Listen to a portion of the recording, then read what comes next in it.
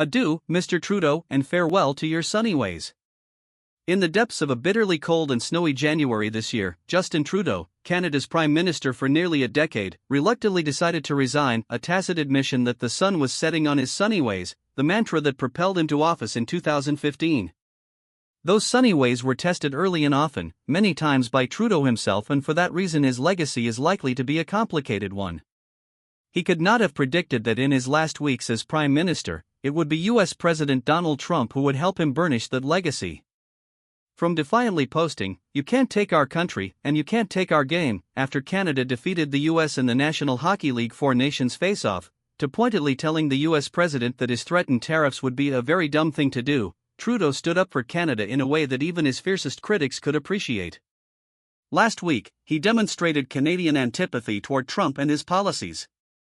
With a diverse crowd behind him and babies babbling in their parents' arms, Trudeau held true to his progressive ideals, announcing billions of dollars for government-subsidized childcare in one of his final policy announcements. "On a personal level, I made sure that every single day in this office, I've put Canadians first, that I have people's backs, and that's why I'm here to tell you all that we got you even in the very last days of this government. We will not let Canadians down today and long into the future," he said, showing uncommon emotion, tears brimming in his eyes, a lump clearly in his throat. It was a last ray of light for Trudeau's sunny ways, a creed that now seems too trite to prevail after the scandals he faced, after COVID, after Trump's second election.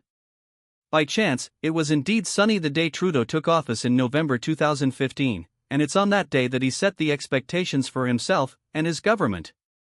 When Trudeau, who appointed as many women ministers as men, was asked early in his first term why it was important that his cabinet be gender balanced, he responded bluntly, "Because it's 2015, to laughter and then applause."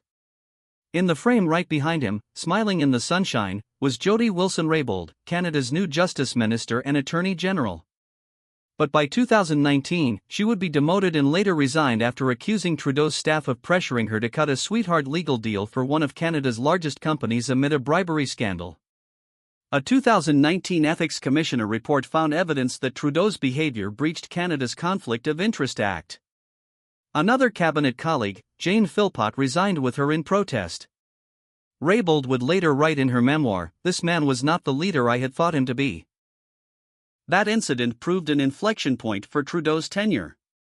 He had portrayed himself as an earnest champion of progressive and just causes, and Canadians expected his actions to live up to his soaring rhetoric.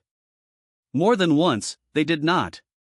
Beyond the sting of the Raybould scandal, there were more breaches of the high standards he himself had set. He violated conflict of interest rules by failing to declare free vacations from wealthy friends. Photographs emerged showing Trudeau in blackface during his days as a student and a teacher, and he admitted he didn't know how many times he had done it. And he faced criticism for awarding hundreds of millions of dollars in contracts to the We Charity, linked to members of his family, though another Ethics Commissioner inquiry in 2021 found no evidence that Trudeau had directly influenced any of the contracts.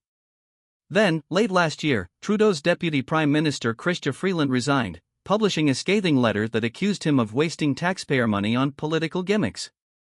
With opinion polls showing his Liberal Party would likely face defeat in an upcoming election, Trudeau resigned and turned to the urgency of the moment, fighting not just a looming tariff war from the Trump administration but a possible threat to Canada's existence itself, as the US President insisted it should become the 51st state.